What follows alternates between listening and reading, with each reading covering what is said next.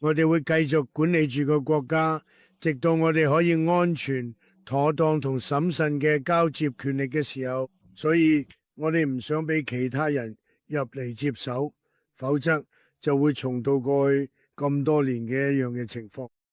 所以我哋會繼續管理住個國家，直到我哋可以安全、妥當同埋審慎嘅交接權力嘅時候，而且一定要審慎，因為呢個就係我哋一直堅持嘅原則。大家都知委內瑞拉嘅石油生意已經衰咗好耐，完全唔掂。佢哋而家抽咗石油，根本同佢哋本來可以抽到嘅量比差天共地，完全發揮唔到應有嘅潛力。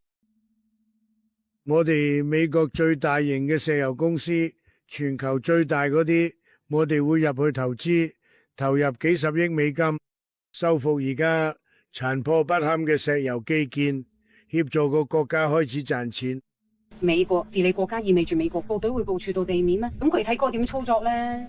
你知佢哋總係話要腳踏實地，所以如果需要嘅話，我哋並唔害怕派遣地面部隊。尋晚我哋派出咗大量人員到現場，而且人數非常多，我哋並唔害怕，我哋並不介意講出嚟，但係我哋會確保嗰個國家運轉良好。我哋做呢啲唔係白費心機。呢個呢次係一個好危險嘅襲擊，呢次襲擊本來可以變得非常非常嚴重。